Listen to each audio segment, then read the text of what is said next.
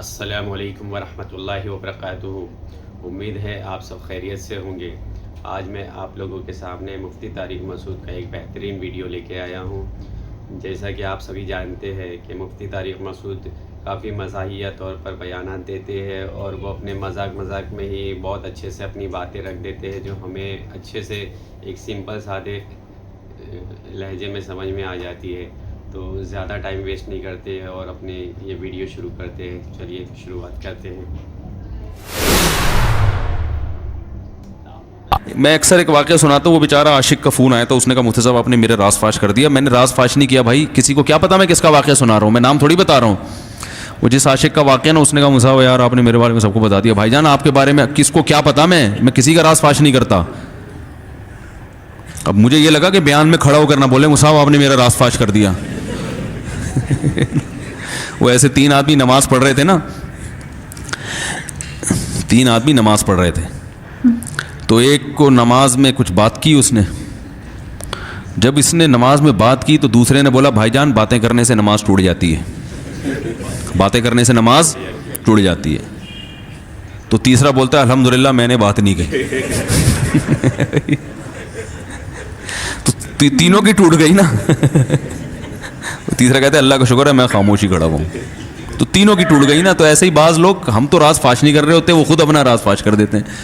تو ایک عاشق کا فون آیا، کہنے لگا اب پورے بیان سے نا دیکھنا یہ کلپ نکلے گا اور ہٹ بھی یہ والا کلپ ہوگا، پھر لوگوں کے کمنٹس ہوں گے مفتی صاحب کیا عاشق معشوق کی مثالیں دیتے رہتے ہیں۔ پورا بیان ایک طرف، یہ والا کلپ کے لاکھوں ویورز ہوں گے اس کے، دیکھنا آپ، اور اس پہ جو لیبل لگے گا ایک سچے عاشق کا واقعہ، یہ لیبل لگے گا ایک سچے عاشق کا سچا واقعہ۔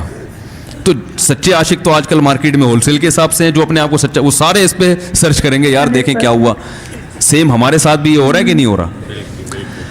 تو وہ مجھے کہنے لگا کہ مجھے کسی لڑکی سے عشق ہو گیا ہے، فون آیا میرے پاس، عشق ہو گیا ہے تو میں کیا کروں، میں بڑا پریشان ہوں۔ میں نے کہا بھائی اگر ہو گیا ہے، کوئی اچھی ہے، اچھے گھرانے کی ہے تو آپ والدین سے بات کر لو، نکاح کر لو۔ لن تر للمتحابین مثل النکاح، حدیث میں آتا ہے دو محبت کرنے والوں میں نکاح سے بہتر کوئی چیز نہیں ہے۔ تو ہم تو نہیں کہتے کہ اس کو ختم کرو، آپ شادی کر لو بھائی، نکاح کر لو بھائی، حرام حلال میں تبدیل ہو جائے گا۔ کہنے لگا کہ یار وہ مفتی صاحب مسئلہ یہ ہے کہ اس کے ابا نہیں مان رہے۔ میں نے کہا ابا کو، پھر مجھے نہیں فون کرو، ابا کو فون کرو، جو میں اس کا ابا نہیں ہوں۔ تو پھر ابا کو فون کرو، اس کے یہی اپنی فریاد اس کے ابا کے سامنے رکھو۔ کہہ رہے یار بہت ٹرائی کر لی، بہت کوشش کر لی، اس کے پیرنٹس ماننے کے لیے تیار نہیں۔ تو میں نے کہا بھائی دیکھو جتنے حربے تھے آپ استعمال کر کے دیکھو ابا اماں کو سمجھانے کے، کہہ رہے نہیں مان رہے۔ میں نے کہا پھر چھوڑو، لعنت بھیجو، ایک چیز مقدر میں نہیں ہے، غلط طریقے سے حاصل کرنے کی کوشش مت کرو۔ شریف لوگ شریفوں کی طرح ہی کرتے ہیں نا، تمیز کا یہی ہے کہ ابا اماں سے بات کی جائے۔ میں نے کہا میں دعا کر لوں گا آپ کے لیے، آپ نے مجھے کچھ سمجھ کے فون کیا تو میں بھی دعا کرتا ہوں، اے اللہ اس کے لیے بہتر ہے تو مقدر فرما دے، ابا کو دل کو نرم کر دے۔ ابا کو چاہیے وہ جب خود کسی کے ابا سے انہوں نے اپنا سوچے نا، ابا سے میری بات، میں نے یہ بھی کہا کہ ابا سے بات کرا دو، میں ابا کو سمجھاؤں گا بھائی اگر بندے میں کوئی بڑی خرابی نہیں ہے تو یار بلا وجہ خام خام انکار نہ کرو۔ لیکن وہ بقول اس کے بھائی سارے حربے ناکام ہو گئے۔ تو میں نے کہا پھر وہاں سے دماغ ہٹاؤ۔ یہ جو عاشق لوگ کہتے ہیں نا ہم دماغ ہٹانا بھی چاہیں تو نہیں ہٹتا، جھوٹ بولتے ہیں، یہ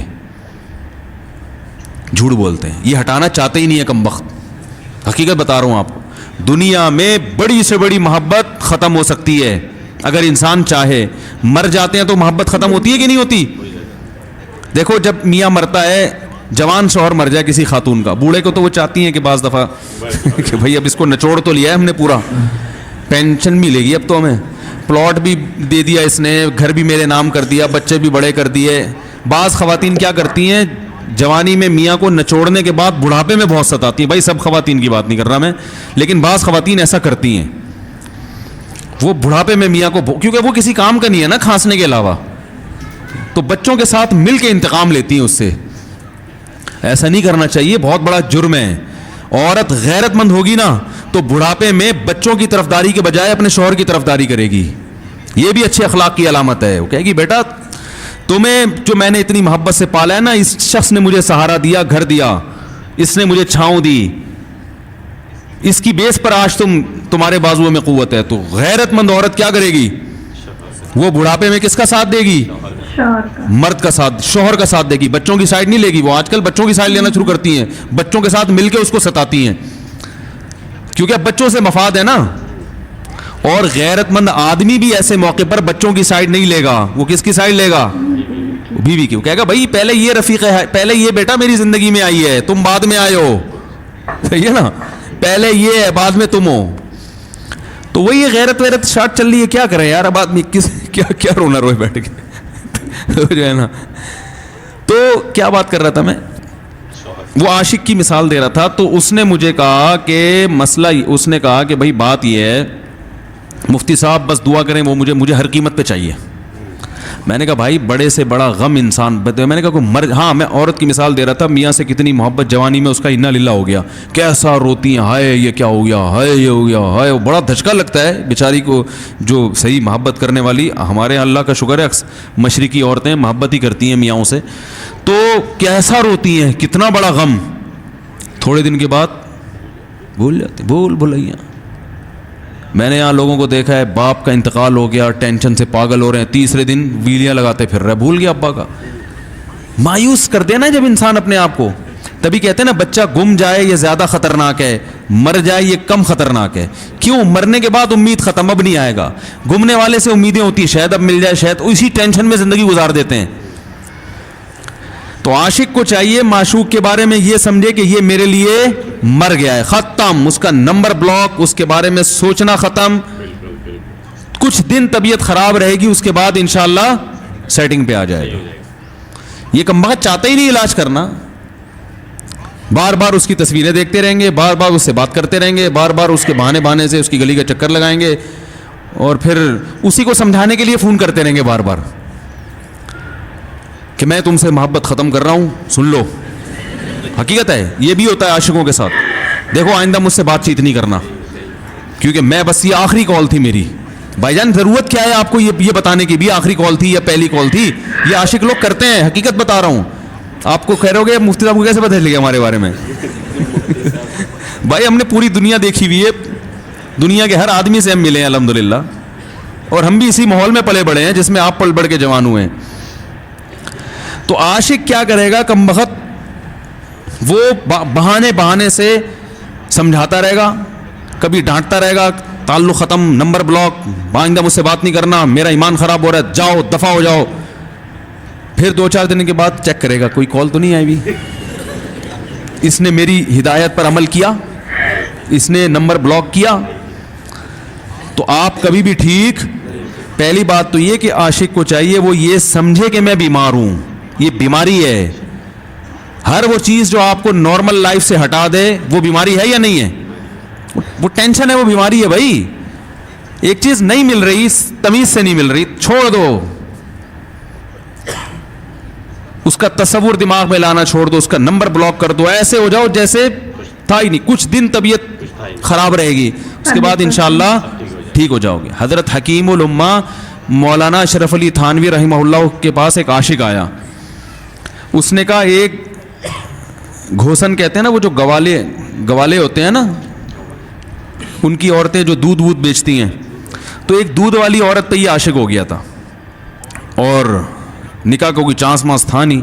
یہ حضرت حکیم الامہ رحمہ اللہ کے پاس آیا اور کہنے لگا کہ جو مسئلہ یہ ہے کہ میں جو ہوں نا, میرے دماغ میں وہ سما گئی ہے, اب جو ہے میں جو ہے نا بس میرا کوئی علاج کریں, میں ٹھیک ہو جاؤں. ہاں کہنے لگا مجھے وہ دلا دیں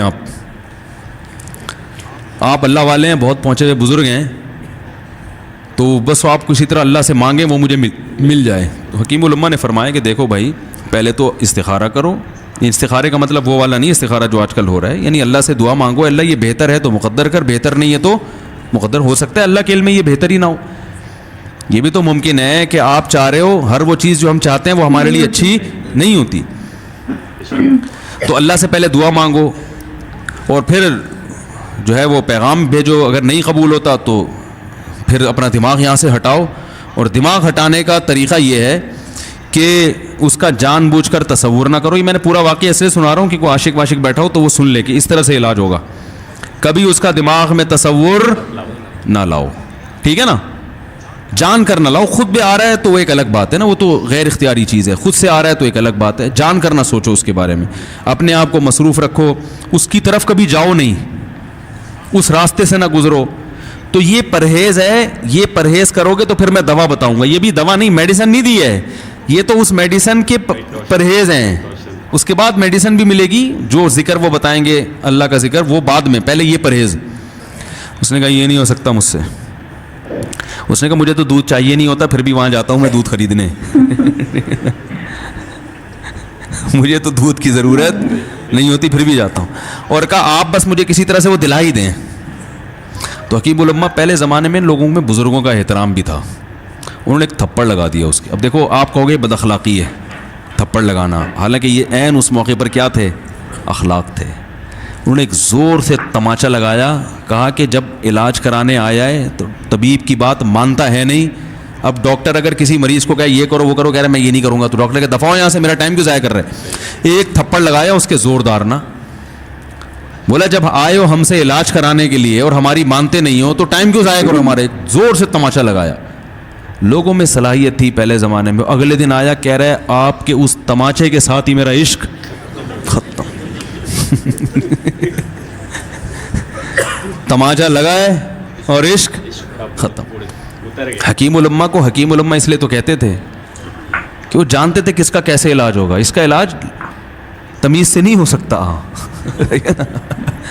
اس کو یہ ہے کہ زبردستی اس کے کولے میں انجیکشن ٹھوک دو, تو وہی کیا انہوں نے. تو لگایا زور سے تھپڑ اس کا. تو ایک اور واقعہ ایسا بڑا دلچسپ ذہن میں آیا تھا, اس کا بھی علاج ہو گیا تھا فوراً. یہ تو تھپڑ لگائے تھے نا, بڑا دلچسپ واقعہ ذہن میں آیا تھا, نکل ہی گیا ذہن سے. تو انہوں نے لگایا اس کو زور سے تھپڑ اور اس کا ہو گیا علاج. ہاں ایک دہریہ آیا, ایک شخص آیا, دہریہ نہیں تھا مسلمان تھا, یونیورسٹی میں پروفیسر تھا. وہ کہنے لگا مجھے اسلام کے بارے میں نہ بڑے وسوسے آتے ہیں, پتہ نہیں اسلام ٹھیک ہے یا نہیں ہے, کیا ہے یہ. ہر آدمی کا علاج دلائل سے نہیں ہوتا, یاد رکھو. جو حکمت والے لوگ ہوتے ہیں وہ سمجھتے ہیں کہ اس کا فالٹ ہے کیا, اس کے اندر ٹیکنیکل خرابی ہے کہ اس خرابی کو دور کرتے ہیں. اس کو ہر طرح سے دلائل سے سمجھا دیا. پھر بھی آیا کہنے لگا حضرت مجھے بڑے اشکالات. حضرت حکیم اللہ نے فرمایا دفع ہو جائے یہاں سے, تیرے جیسے آدمی کو اسلام کی بالکل بھی ضرورت نہیں ہے, تو کافر ہو جا. تو یہ سمجھ رہا ہے کہ تو اسلام پر احسان کر رہا ہے. یہ جملہ انہوں نے کہا ہے اور کہہ رہے میرے سارے وسوسے ختم. اس کو فالٹ اس کے اندر یہ تھا, وہ یہ سمجھ رہا تھا کہ گویا اللہ کو کچھ مل رہا ہے میرے جیسے پروفیسر کو اسلام میں داخل کر کے, اور اسلام کو میری ضرورت ہے اور مجھے سمجھ میں نہیں آ رہا. جب اس کو بتائیں گے اسلام کو تیری ضرورت نہیں ہے اور نہ ہمارے پاس اتنا ٹائم ہے کہ ہم ساری صلاحیتیں تیرے اوپر ہی خرچ کرتے رہیں بیٹھ کے, تو ہو جا بھائی, جہاں اتنے سارے لوگ کافر ہیں ایک اور ہو جائے گا. تو کیا سمجھتا ہے, تو چاہتا ہے اتنا پروٹوکول دیں کہ سب کو چھوڑ کے ہم تیرے پیچھے لگے رہیں. تو اس کو اپنی اوقات سمجھ میں آ گئی, اس کو اوقات سمجھ میں آ گئی, بھائی یہ میری ضرورت ہے, اسلام کی ضرورت میں نہیں ہوں. لیکن یہ آپ نہ کرنا شروع کر دیں, کو تھپڑ لگا رہے ہیں اور یہ کر رہے ہیں. ہر آدمی پہ ہر چیز سوٹ نہیں کرتی. تو اسی وجہ سے دیکھو اسلام نے بچوں پہ سختی کرنے کی بھی اجازت دی ہے, بلکہ بعض مواقع پہ حکم دیا ہے. لوگ کہتے نہیں بچوں سے سختی بالکل نہ کرو, بچوں سے سختی بالکل نہ کرو. بھائی بعض چیزیں بچے محبت سے سمجھیں گے, بعض چیزوں کی اہمیت محبت سے نہیں, وہ سختی سے سمجھ میں آئیں گی. میں الحمدللہ اپنے بچوں پہ ہاتھ نہیں اٹھاتا, بہت کم نوبت آتی ہے. ایک چھوٹے بچے نے میرے کیا کیا, بغیر پرمیشن کے نا میز سے 5 روپے اٹھا لیے. بچوں کو ہم نے بتایا کہ کہیں بھی کوئی بھی پیسے پڑے ہوئے ہوں, تھوڑے ہوں زیادہ, کوئی بچہ بھی والدین کی پرمیشن کے بغیر پیسے کہیں سے بھی نہیں اٹھائے گا, چاہے کتنے بکھرے ہوئے پیسے پڑے ہوئے ہوں. ہوتا ہے نا آدمی بٹوا نکال کے رکھتا ہے, پیسے بکھر گئے. بچوں کو کہا ہے کیونکہ اس سے عادت کیا ہوتی ہے. تو ایک بچہ بھی نہیں, بچی نے کیا, 5 روپے اٹھا لیے. مجھے یاد ہے اس کو میں نے زور سے تھپڑ مارا. وہ تھپڑ خوف بٹھانے کے لیے کہ یہ معمولی جرم نہیں ہے. وہ دن, آج کا دن کئی سال ہو گئے اس واقعے کو, یعنی میرا خیال ہے 6-7 سال تو ہو گئے ہوں گے. پیسے پڑے رہتے ہیں, کبھی کوئی بچہ ہاتھ, کیونکہ اس کو پڑا ہے تو سب کو عبرت ہو گئی. کیا ہوا, ان کے مزاج میں ایک چیز انسٹال ہو گئی ہے, سافٹ ویئر ڈال دیا ہم نے, انسٹال کر دیا. سمجھ رہے ہو نا کیا ہو گیا بھائی, इंस्टॉल कर दिया, वैसे समझाने से नहीं होता। बेटा देखो 5 रुपये उठाना बहुत बुरी बात है। बच्चा क्या कहता है, बाज़ दफ़ा बच्चों की माएँ आके दलाइल, 5 रुपये ही तो हैं। बाज़ दफ़ा बच्चों की माएँ दिफा शुरू कर देती हैं, 5 रुपये ही तो हैं ना, इसमें कौन सा तूफान आ गया। आपका पैसा बच्चों का पैसा ही तो है भाई। इसने 5 उठा लिया तो इसको थप्पड़ पड़ रहा है, तो मैंने तो अगर 500 का उठा लिया मुझे तो पता नहीं क्या कर दोगे। तो वो बाज़ दफ़ा औरतें भी उल्टे सीधे दलाइल शुरू कर देती हैं। जब चांटा पड़ गया तो बच्चे की माँ को भी अंदाज़ा